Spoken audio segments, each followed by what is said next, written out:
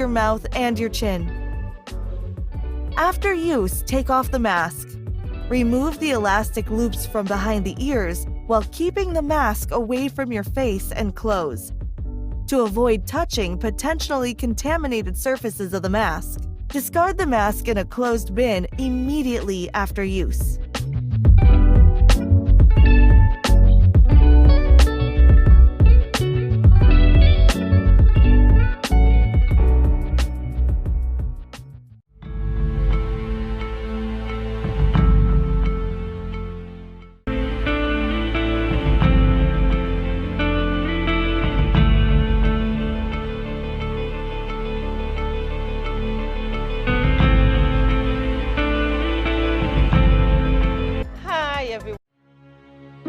Everybody beware, and you better prepare. Disaster can happen anytime, anywhere. International news sources such as CNN, BBC, or the Weather Channel are great sources of global weather news. However, you should not rely on these sources for making life and death decisions. NEMA will collaborate with the Met Office to bring you the local forecast, which will have the type of information you will need to make critical decisions. Listen to the local forecast. A message from NEMA. You better prepare. Disaster can happen anytime, anywhere.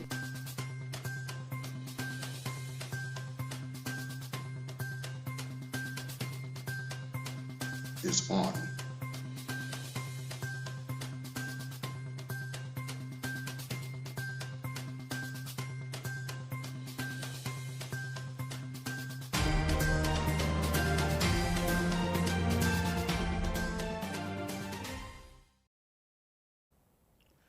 Greetings and welcome to the NEOC COVID-19 briefing for Wednesday, September 9th, 2020. I'm Vesta Southwell. Les Roy Williams has the day off today. Thank you so much to those of you joining us from within our Federation of St. Kitts and Nevis, as well as our patrons from our regional neighborhood and our international neighborhood as well. Welcome to you all.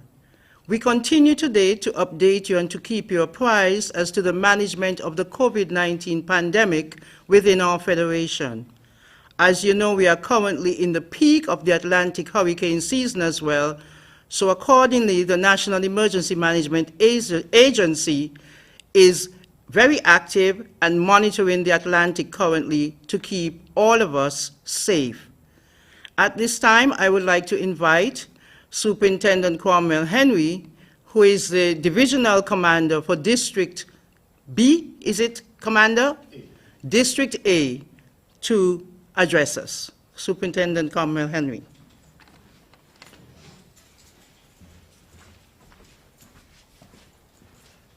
Thank you, Vesta, and a pleasant good afternoon to all listening to this broadcast by whatever means. As we prepare for the reopening of our borders, it is important that we begin to adjust our habits and even our lifestyles in anticipation of the possible return of the virus through our borders. The authorities here are doing everything possible to minimize this risk. Persons returning or traveling to the Federation will be subject to a mandatory 14 days quarantine in a government-designated facility or a pre-approved quarantine facility. This provision applies to both nationals and non-nationals alike. Incoming travelers will also be required to complete the COVID-19 entry form as well as the quarantine form before entry. The decision to quarantine incoming travelers is a measure intended to prevent persons coming into the country who may be infected with the virus from infecting others. This authority derives from the Public Health Act as well as the Quarantine Act. These acts authorizes the Chief Medical Officer to designate locations as quarantine sites and to set conditions for compliance by persons within these sites. A failure to abide by the conditions or follow any directions or instructions given by the CMO or other authorized officers may result in criminal liability, and persons convicted on summary conviction will be liable to a fine not exceeding $10,000 or to imprisonment for a term of 6 months or both. I will end my presentation this afternoon by reminding us all that despite all the measures taken to prevent the spread of the virus, the wearing of masks is still the most effective measure. So we continue to encourage all to wear their masks when in public. We are seeing a fall off in the number of persons wearing masks in public, and so we continue to urge all to take responsibility for your own health and wear your masks. It is not worth the $500 ticket fine that you may be charged for not wearing one. And so we urge you all to take your health seriously and wear your masks and comply with all the other protocols that were designed, that were recommended, and in fact legislated to protect us all. Thank you.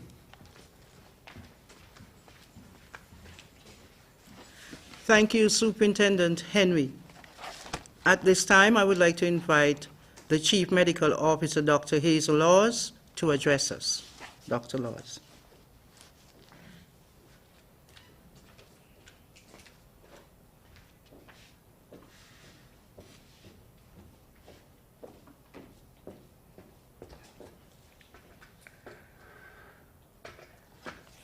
Thank you, Ms. Southwell, and a pleasant good afternoon to everyone. This afternoon, it's my task, as per usual, to share with you the HEOC, the Health Emergency Operating Center's Situation Report for today, September the 9th, 2020. The COVID-19 pandemic is affecting the rights, safety, and development of our children. The pandemic so far has already caused the most aggressive decline in the global economy seen in modern times, and by extension, it's affecting our children.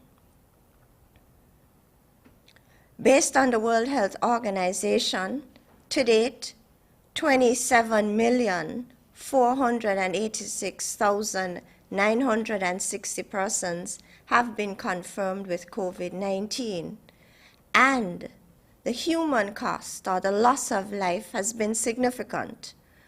Almost 895,000 persons have died from this disease globally. In the United States of America, over 6 million persons have been confirmed with COVID-19, and the death toll is almost 190,000. What's happening closer home in the Caribbean region?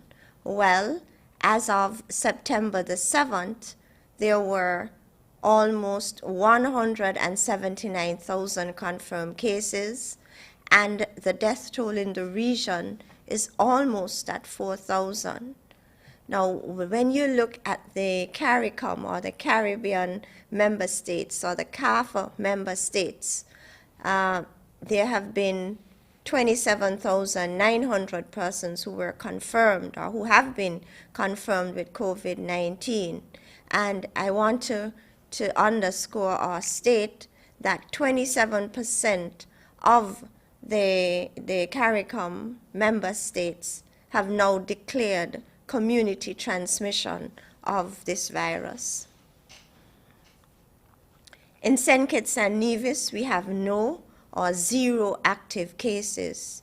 And I also want to underscore that it has been 61 days since we would have announced our last case.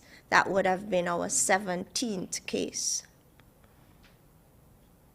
To date, 1,897 persons have been tested,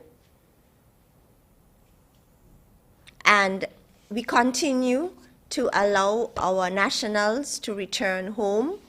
At present, the number of persons quarantined, 220, and these would include the students and faculty at the RUSVM, the Ross University School of Veterinary Medicine, who would have returned last week. And so in all, we have 202 persons in quarantine in St. Kitts and 18 on Nevis. To date, that is between April, the end of April, and the present, today, September the 9th, 315 nationals would have returned home to the Federation.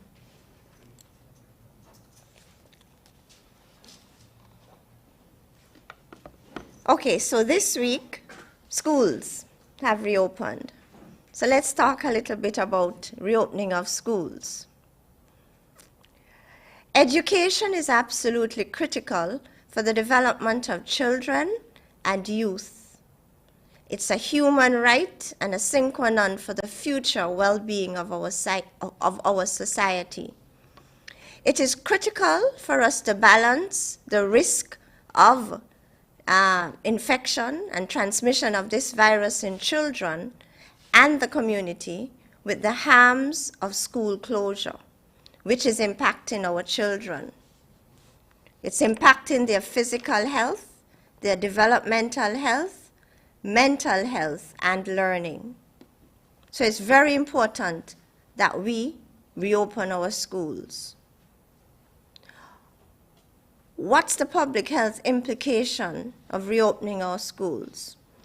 Now, while the concerns around infection and infectious complications in children is relatively small, it is important to consider the potential role that children play in the transmission of this virus. Children are considered to be efficient transmitters of influenza and other respiratory tract infections, and this was one of the rationales for school closure in March. Data from multiple countries suggests that children under 10 years of age are probably less likely to transmit this virus than older children or adults.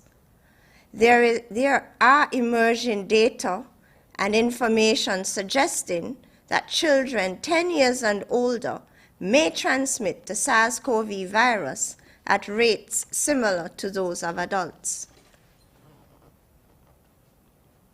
Given the significant adverse health and social implication of school closure should be a last resort intervention going forward. So in the future, we really should employ all other possible interventions, and school closure should be our last resort. Public health measures should prioritize closure of all other non-essential congregate settings prior to school closures. The health and safety of our teachers and school staff and students remain a top priority. And so there are 10 considerations that I'm going to touch on quickly. 1, screening upon entrance into the school setting.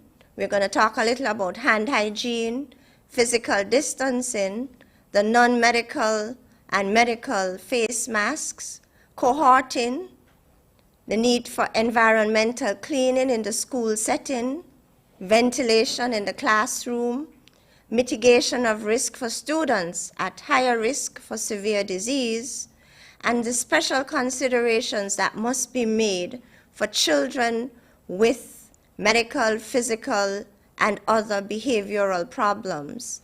And we're going to talk a little bit about mental health awareness and support for all children.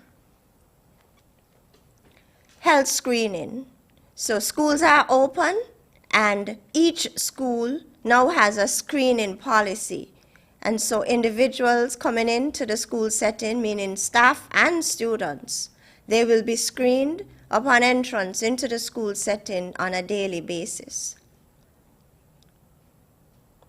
I want to stress the importance of hand hygiene. Frequent and proper hand hygiene is critical in the school setting.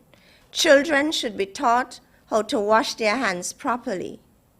Students and staff should perform hand hygiene upon entering and before exiting the school buildings, after using the washroom, before and after eating, and before and after playtime with shared equipment and toys.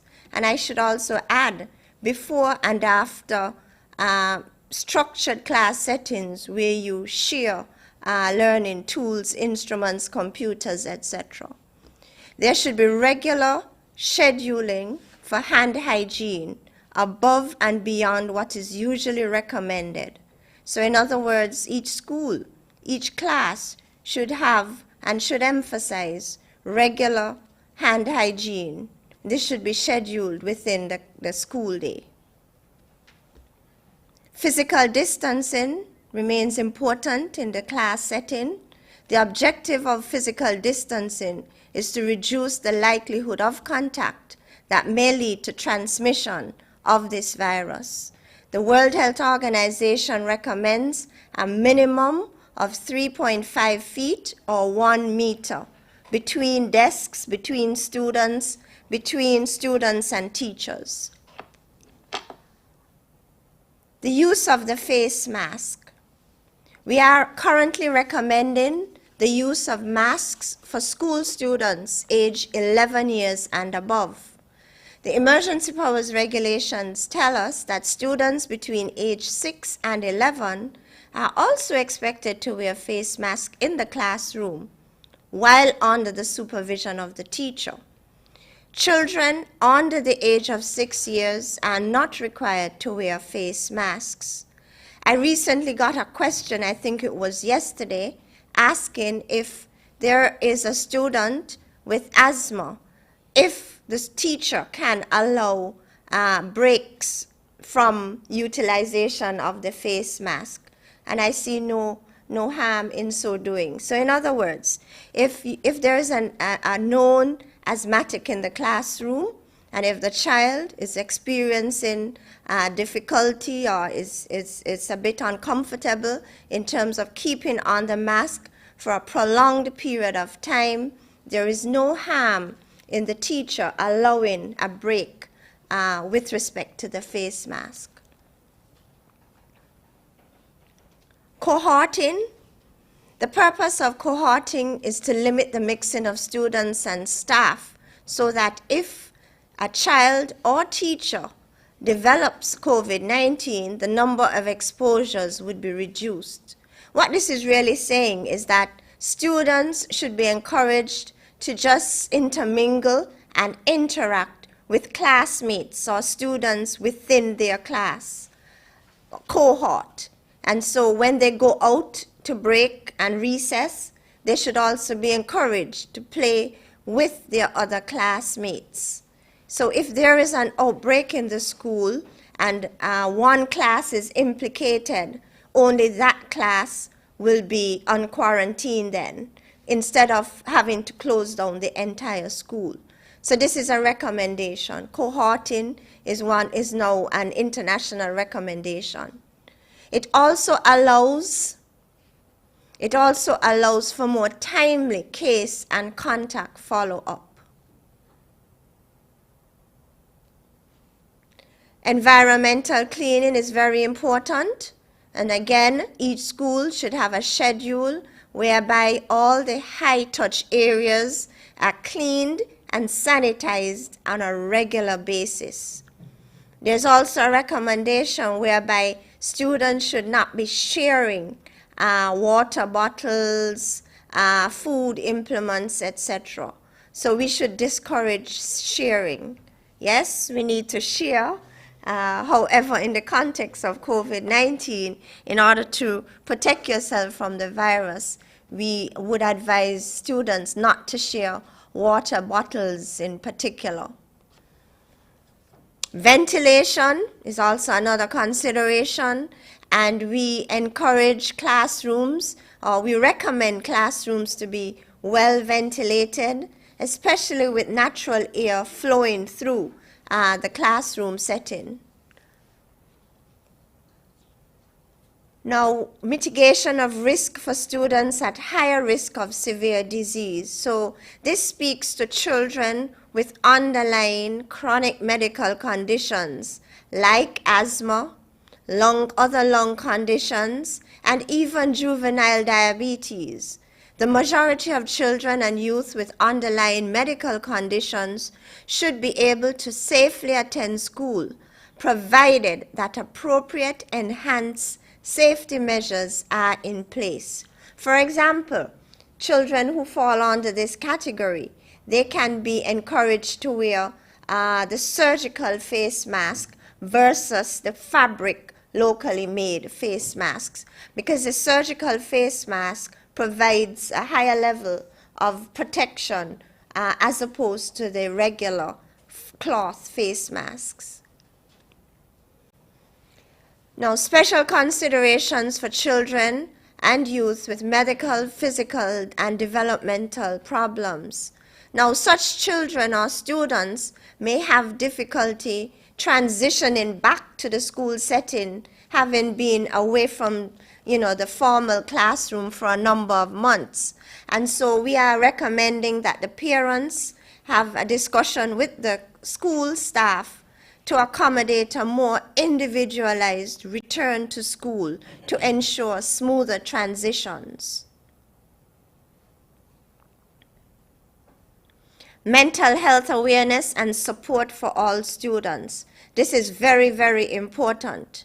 I have been reading a number of articles internationally and regionally with respect to the impact of the lockdown on students. And what we are gathering is that a number of students have been depressed, some have been experiencing anxiety, some have been withdrawn, different behavioral reactions as a result of the lockdown and their being away from their classmates. And so what we are recommending is that we want the parents, along with the teachers and educators, to be vigilant and observant of these children. And you look at their body languages and try and pick up any change or changes in the students to identify those students who may be in need of medical care or even emotional and psychological support. So parents and educators should be encouraged to engage with the associated school-based health care center where available, or encourage families to seek support for children in this context. In other words, we want teachers to pick up any sign or symptoms of mental disease in any of the children who would have been impacted by the COVID-19 and by the lockdown.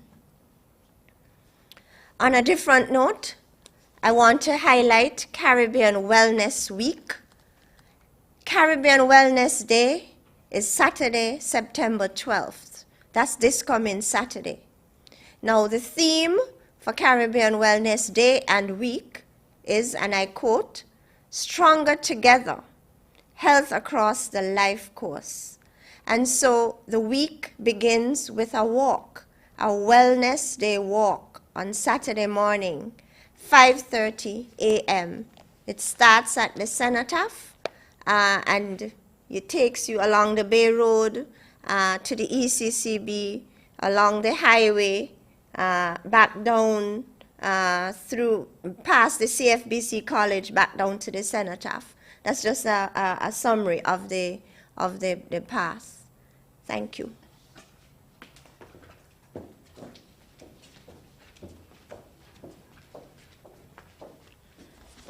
Thank you very much for that report, Dr. Laws. Scary times for us as parents and grandparents of little students going back to school at this time. I know that I'm very nervous about my own grandson. At this time, I would like to invite the National Disaster Coordinator, Mr. Abdiel Samuel, who is also the chairman of the National COVID-19 Task Force. Mr. Samuel.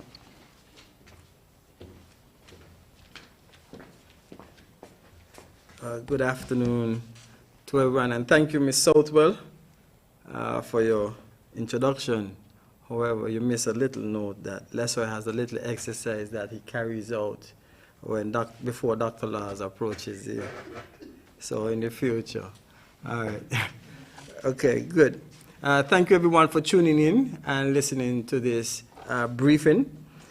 And I want to discuss a number of things with you today. Again, I want to address the situation regarding events. I am informed that there are a number of social media posts stating that the task force has canceled all events. I wish to emphatically state that that is not true. That is far from the truth. However, I do state that we are reviewing some of the activities that have occurred for the past week or so, and we are looking at reviewing the policy regarding, the protocol, regarding these events. Event organizers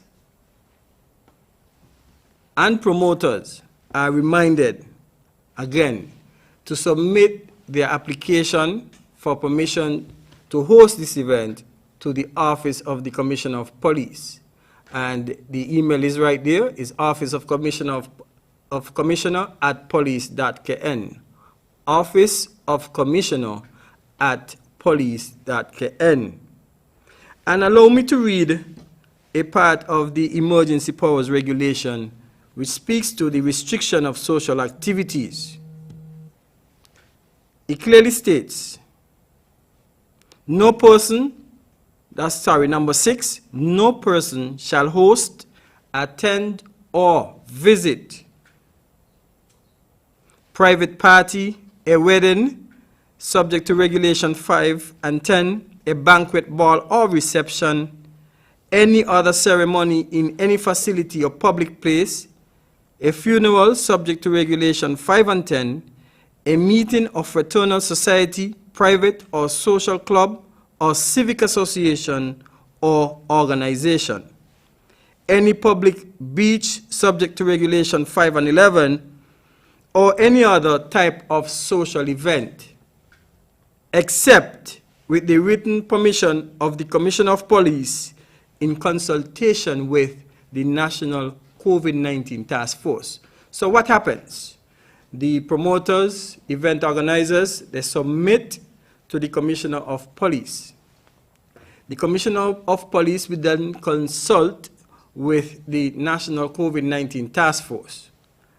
And let me inform you that we meet every Tuesday afternoon, whereby we review all the submissions made and give our recommendations to the Office of the Commissioner of Police for the Commissioner of Police to make his final deliberations. That is the process. Let me encourage you. If you want to host your event, plan your event with sufficient time to allow you, to allow the process to take place. We meet on Tuesdays, again, to take a look at all these submissions so that we can provide our recommendations. Please be guided. Any submissions for events that are sent directly to the chairman of the COVID-19 Task Force will be sent back to you so that you can send it through the proper channel, which is, again, Office of Commissioner at police.kn. Please be so guided. The task force continued with a number of meetings. We would have met with the Ministry of Education regarding the reopening of schools. And I am excited to reach home today so my daughter could tell me how her first day of school would have been today. So I'm sure Jadiah is highly excited about going to primary school. And she would have started primary school during a pandemic. So she will be going into history during this time. We also would have carried out some inspections in the manufacturing sector, in particular Jaro Electronics. And Jaro Electronics has been approved to have an additional 87 staff to return to work. And I want to thank the management of Jawa Electronics, Ms. Doris Archibald and others, for the hard work that they have done in ensuring that the facility is habitable and compliant with the regulations. The Compliance Task Force has been reactivated. We are doing some restructuring, and they are actually performing inspections for business places and also for pre-approved quarantine sites.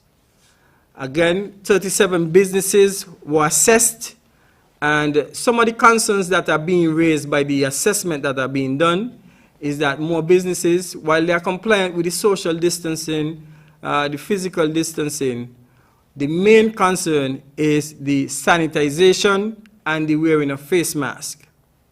Now, Superintendent Henry spoke to the importance of using the face mask. $500 is not worth it. These are hard times.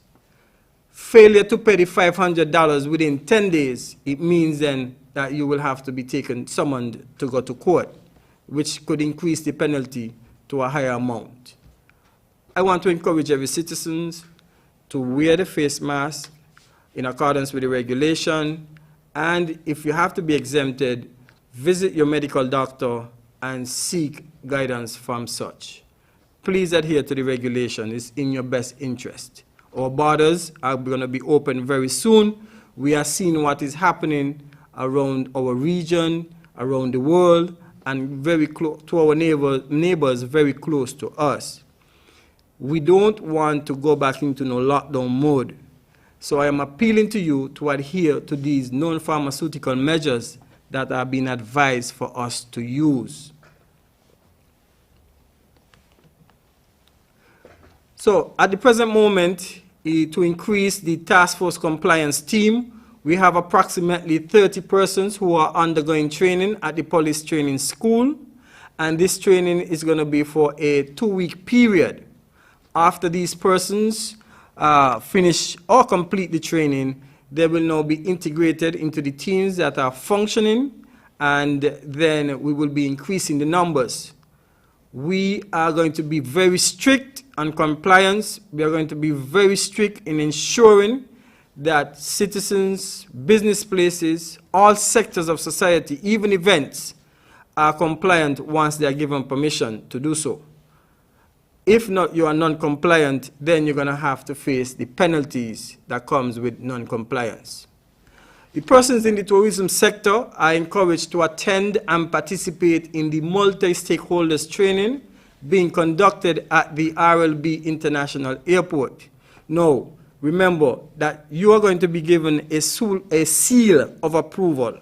What that means is that you would have satisfied the trainers, you would have satisfied those persons who are going to approve you functioning in the sector, inclusive of tourism authorities, inclusive of the National Task Force. And once you do so, you get the seal of approval, meaning that you are certified to provide service within the sector. If you want to be functioning within the sector, you have to go through these training sessions and whatever inspections that have to be done.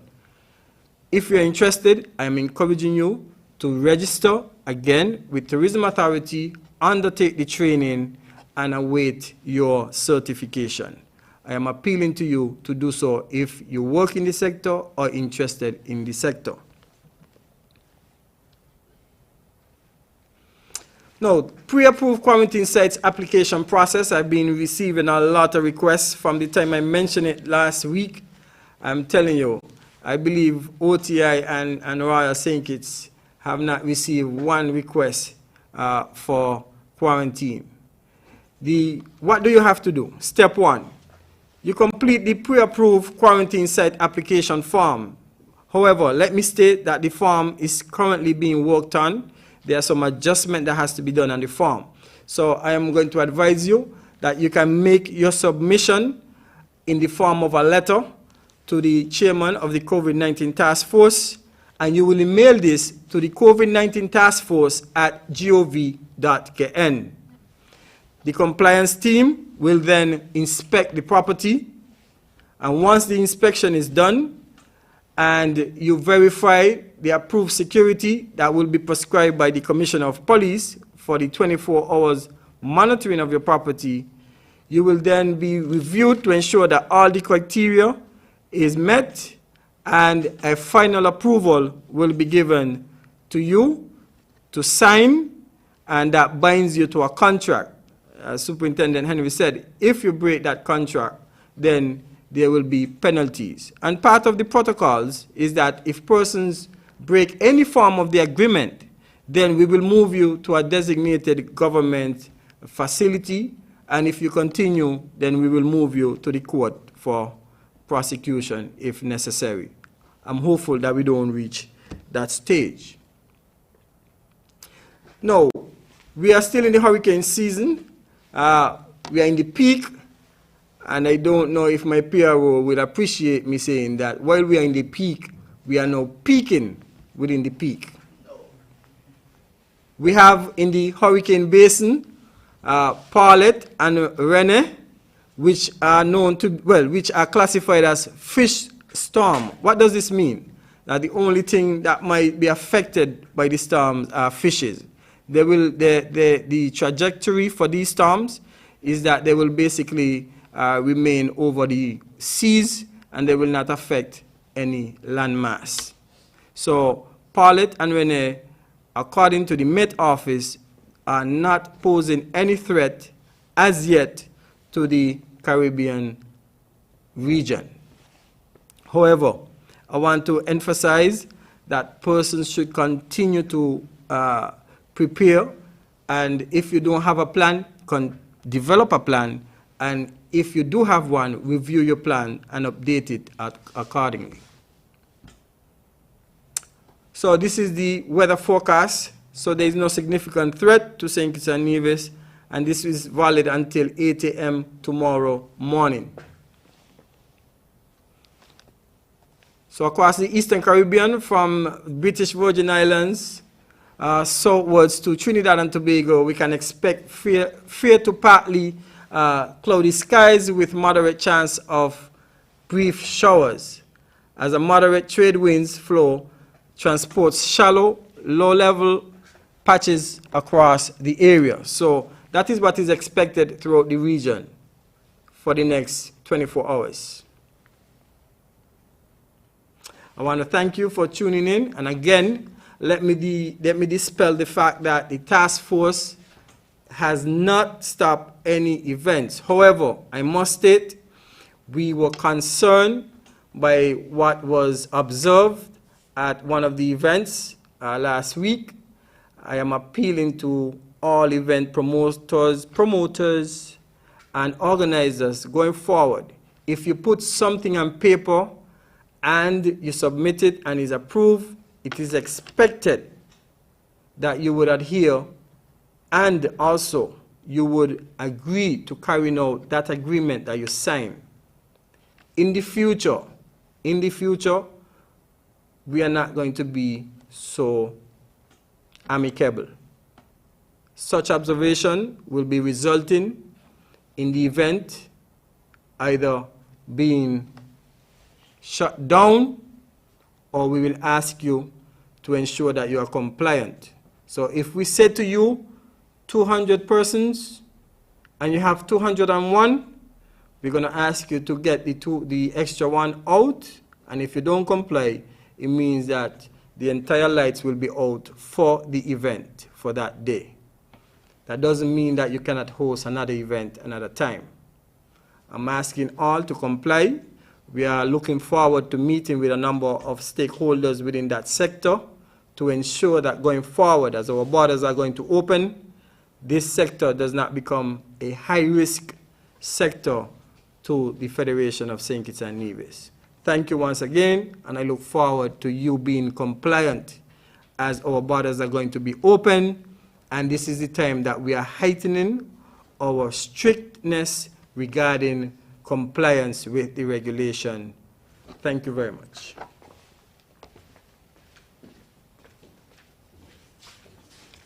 Thank you very much, Mr. Samuel.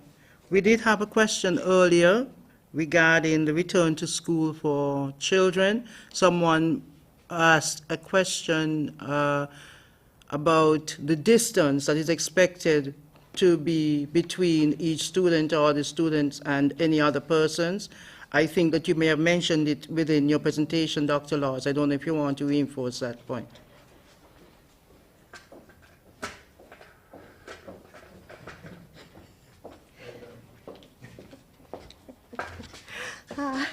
In my presentation earlier, I would have stated that there should be a minimum distance of 1 meter or 3.5 feet between desks, between students, between teacher, students. So in other words, based on the WHO recommendations, the physical distancing that is recommended is a minimum of 3.3 feet or 1 meter between individuals.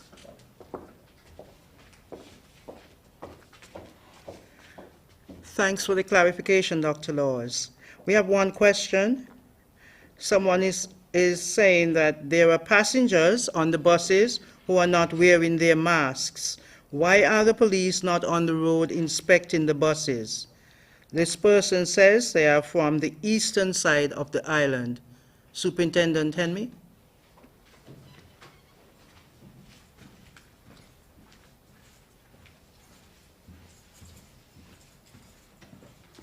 Thank you for that question, Vesta.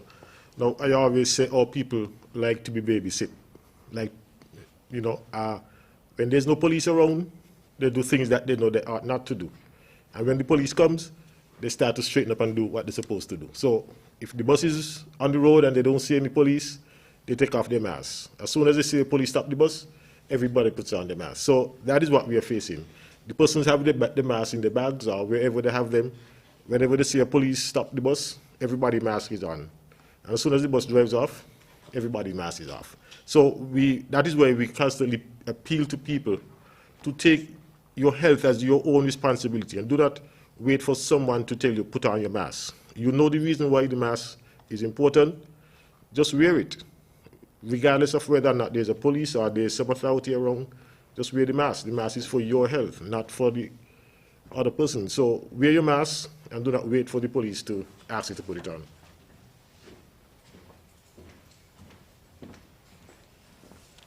Superintendent Henry, thank you. And I just want to add something. Our borders are going to be open. We have seen in many other countries whereby once the borders open, we have seen some countries have had exponential outbreaks or increases in cases. And what we are saying, one of the ways for us to become resilient, and you hear me say to you over and over that we have to learn to coexist with this virus. And one of the major contributors or non-pharmaceutical measures that will help us to reach to this stage where we are resilient is by wearing a mask. Now, the compliance teams are out there, and that is one of the main challenges that they are seeing is persons not wearing masks. If you can vividly recall, earlier we started a three-pronged approach to the implementation of wearing masks. We started with the education. We started with the advising you, listen, wear your mask. And then we move on to the enforcement. This time is strictly enforcement. Listen, this is business. They mean business now, and that is why, hopefully by next week, when the police start to issue the $500 tickets for not wearing the mask, I hope that there is no public outcry. We have been educating you and preparing you for this process. All we're asking you to do is comply. Please, our borders are going to open, and we are one of the few countries who have been classified as low risk. I think out of the 10 countries in the Caribbean with such classification by the CDC. We want to maintain our status. Please, this is an all-of-society approach, and we need you to do your part.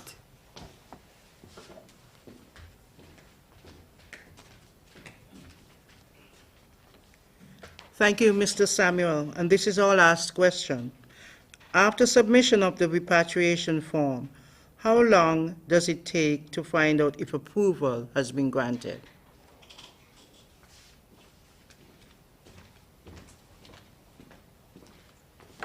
Okay, thank you for the question. So you submit your form. The form is received. You receive an automatic generic response letting you know that we have received. Now, you should receive a response within 48 to 72 hours. No, what we are seeing that some of the forms or information that is required is not being submitted. So therefore, that is then requested of you via email, and some persons may take longer to submit the forms. Some persons may say that they have challenges in getting the test, so therefore there's communication back and forth. So those are some of the factors that may delay your submission. However, within 48 to 72 hours of submitting the form, you should receive a response, whether letting you know that some other documents are needed or letting you know that you have received total approval.